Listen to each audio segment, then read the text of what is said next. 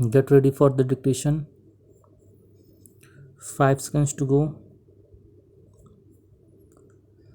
Start. I am pleased to inaugurate this conference of education ministers and education secretaries. Very important issues concerning education will be discussed and deliberated upon here by both the central and the state governments in the spirit of partnership and democratic federalism. Human resources development is the most critical area in nation building. After all, national development depends on having educated citizens, rural development, health and nutrition, social justice, sustained economic growth. I could go on adding to this list of national tasks where education is the common denominator. At the turn of the century, Swami Vivekananda had diagnosed the ills that plague our society and had said a nation is advanced in proportion as education and intelligence spread among the masses. If we are to rise again, we shall have to do it by spreading education among the masses.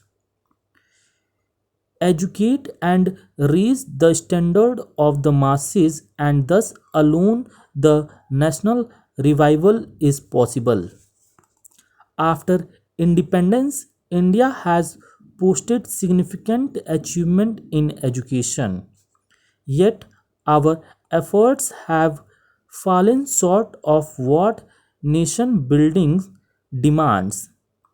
Professor Amartya Sen, this year's Nobel Prize winner in economics, says that governments in developing countries, including ours, have intervened lot to solve problems in the economic and business sectors. However, they have not intervened enough in the social sectors of health and education. This is a valid criticism. To remedy this imbalance is our collective task. The center and the states must reaffirm their commitment to the social sector, especially education.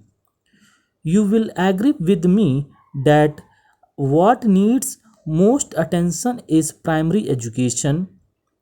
It is the base of everything. Primary education is the most neglected area in the entire education system. We must restore primacy to primary education in our education policy and planning. Primary education needs more money, yes, more money to build and maintain proper school building, equip them with books and blackboards and other instrumental of teaching, and money also to convert single teacher schools to multiple teacher schools. Money is always scarce. A large part of the education budget goes to pay teachers' salaries. With the recent increases in their pay, there will be even less money for the other equally important items. We therefore need to look at our sources of funding.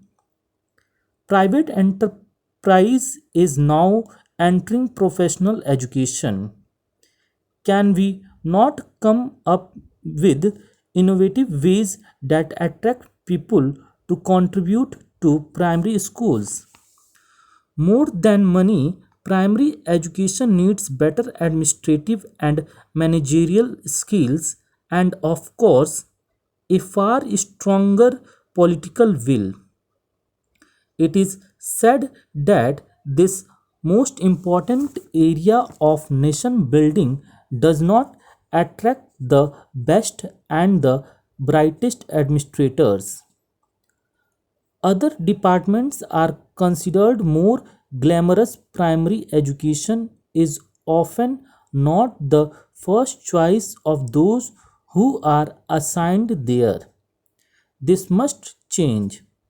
The most important thing that we can do to improve primary education is to ensure that the best administrators are applying their minds to improve the primary education system. I have some other thoughts that I would like to share with you on the subject. While governments have done a lot to improve teachers' salaries, they have neglected the task of improving their working and teaching environment. Teachers' views are often ignored or not even sought in education planning. The bureaucrats in the education department have an upper hand and often boss over teachers and principals. This is wrong. All those associated with education should understand that a good teacher does not look for a good salary alone.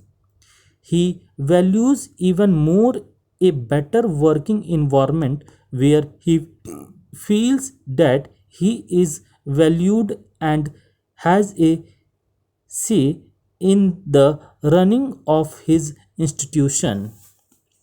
The quality of municipal and other government schools is inferior to that of private schools. One reason, of course, is that richer parents pay for and then demand better service from private schools. In government run schools, where the parents are too poor and themselves uneducated, they cannot demand better service. This places a bigger responsibility on us to run our schools better in the absence of parental demand. Can we face up to that responsibility? How do we make parents and communities more responsive about the school in their midst? This is one of the greatest challenges before the education sector. If we want the villagers to consider the school to the to be theirs, then they must have a sense of responsibility and ownership. Here I have a suggestion. Education is a state subject. The 73rd and 74th amendments have decentralized powers to the panchayats and municipalities.